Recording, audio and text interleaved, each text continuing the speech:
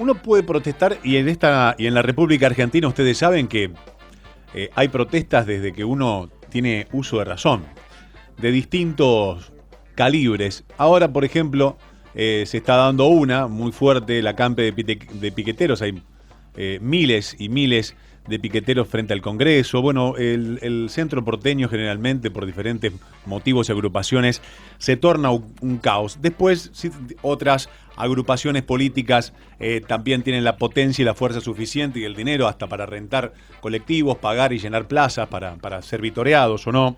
Pero esto habla mucho del ADN, no solamente de lo que es el populismo, ¿no? Y sino también habla de lo que se ha construido en los últimos 40, 45 años.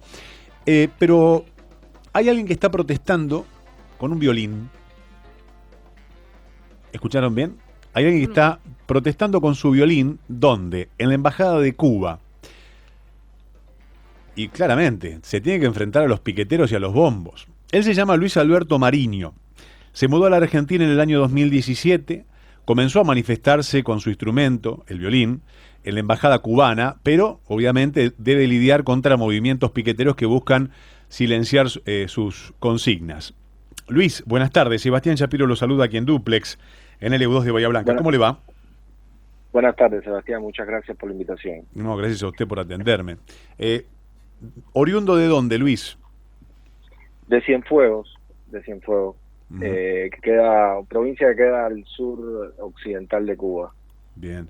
¿Qué hacía Luis en Cienfuegos, en Cuba, antes de mudarse en 2017 a la Argentina?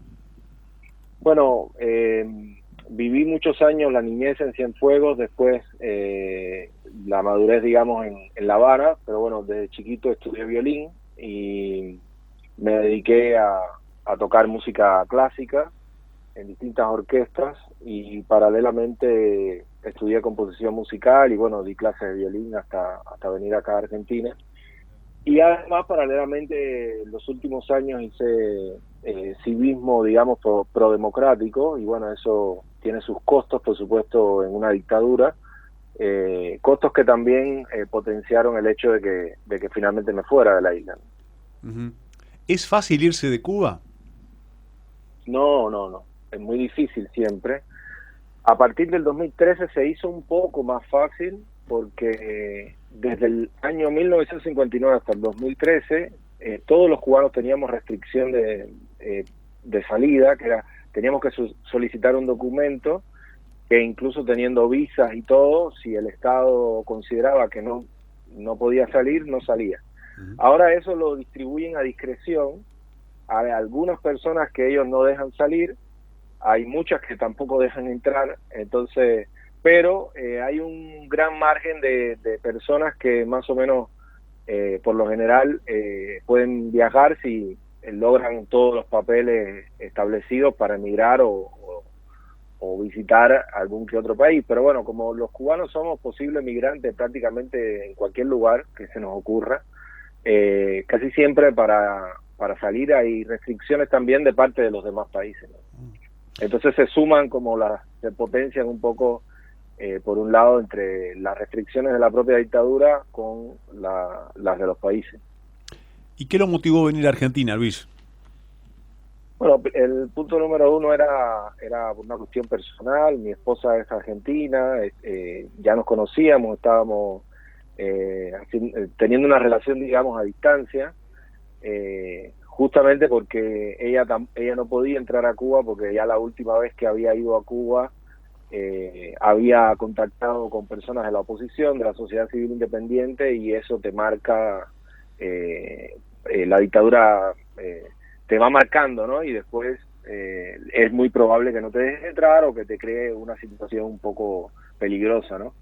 Entonces, bueno, la decisión básicamente fue por ahí, pero también porque el activismo político dentro de la isla, si bien yo no era un activista muy conocido ni hacía cosas como muy rimbombantes, te va cerrando todas las puertas de posibilidad, por un lado laboral, pero también de subsistencia elemental, y llega un momento que la verdad que uno se siente viviendo en un lugar completamente asfixiado, más aún, ¿no?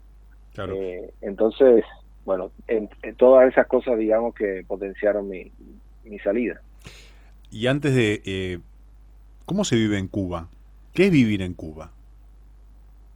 Mira, vivir en Cuba primero es nacer como yo nací en el 87 en un estado totalitario consolidado, donde no hay libertad de prensa, donde no hay libertad de expresión ni de asociación, donde no hay derechos de protesta ni de crear comunidades autónomas. O sea, es nacer en un lugar donde todo está normado y uno tiene que seguir una línea como si fuera, como si no fuera un ser humano, como si no tuviera cabeza propia, como si uno prácticamente fuera un carnero que está conducido por unas personas iluminadas, supuestamente, ¿no?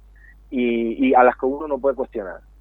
Entonces, eso cuando uno es chico, quizás no choca tanto con esa realidad, pero cuando uno va creciendo, va encontrando, por más que hay muchos libros prohibidos y hay mucha literatura que no está al alcance, pero uno va encontrando pedazos de esa historia que han reescrito y empieza a cuestionarse la historia que uno vive real, y entonces uno empieza también a mirar con cabeza propia la realidad, y ahí empieza a chocar con muchas trabas, ¿no? Desde lo profesional hasta lo más personal.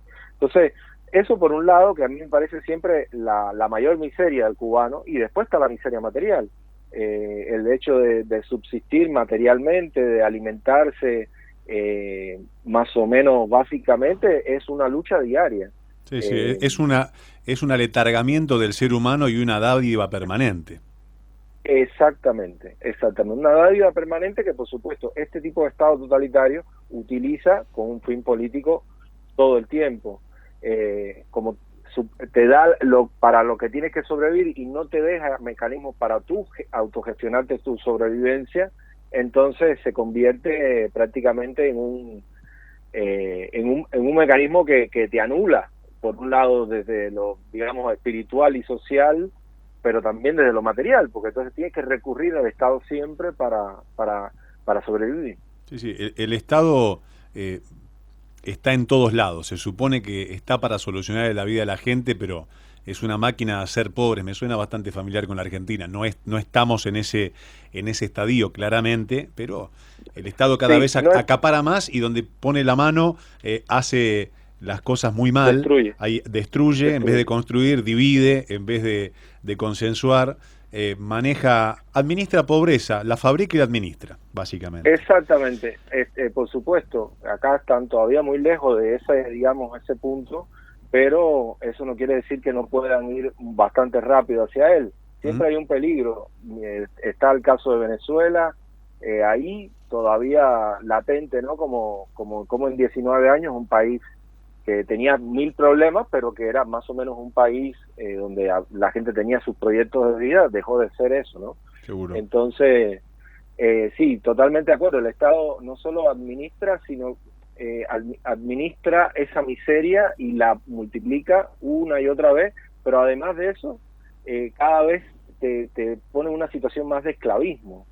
Y lo vemos, un caso de los paradigmáticos, las misiones médicas cubanas, donde el Estado se queda con más del 80% del salario, donde impone ciertas restricciones que son consideradas hoy por hoy esclavitud moderna. Seguro.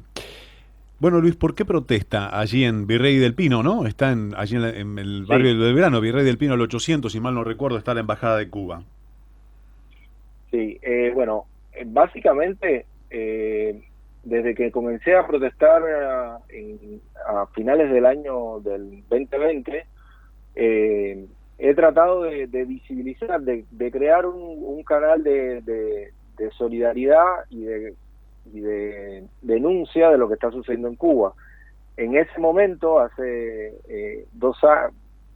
poco menos de 2 años, había toda la situación que se generó del movimiento San Isidro, toda la represión contra muchos artistas intelectuales, dentro de ellos muchas personas amigas, conocidos, con los cuales he trabajado, he creado. Entonces eso me movió mucho, y estando a 7.000 kilómetros, lo único que se me ocurría era tratar de enfrentar yo mismo de manera simbólica esa maquinaria represiva que está representada por la Embajada cubana. y a partir de ahí fui conociendo otros cubanos que se fueron sumando a distintas convocatorias, fuimos creando convocatorias, y en el medio de eso pasó lo del 11J, el 11 de julio, las protestas masivas en Cuba, y bueno, eso potenció también que otros cubanos se sumaran, que perdieran un poco el miedo, a veces la apatía, y sobre todo el miedo que te impone las diplomacias cubanas en los distintos países, que se vuelven también un chantaje para que la gente no se sume.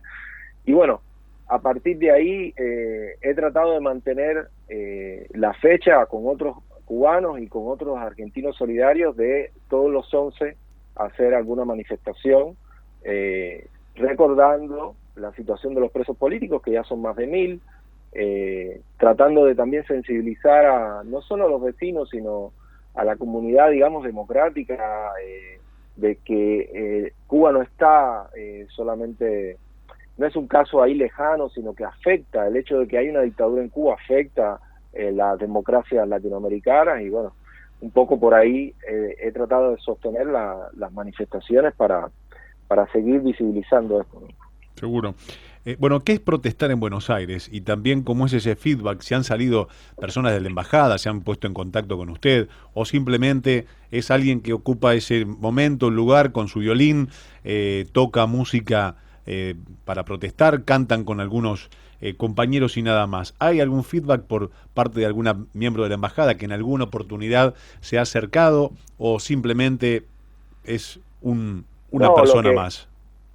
No, lo que sucede es que desde que nosotros anunciamos alguna que otra manifestación, ellos organizan siempre o a la misma hora o un poco antes una contramanifestación, sin decirlo, ¿no? Por supuesto, ellos dicen que ellos están llenan, a veces copan con hasta más de 10 colectivos llenos de miembros, no sé, de la ATE, de Quebracho, distintos movimientos sociales argentinos, muchas veces personas que se ve que no saben ni tienen idea de por qué ese día lo llevan por el pancho y la gaseosa y no saben por qué. Sí, eso es típico, sí.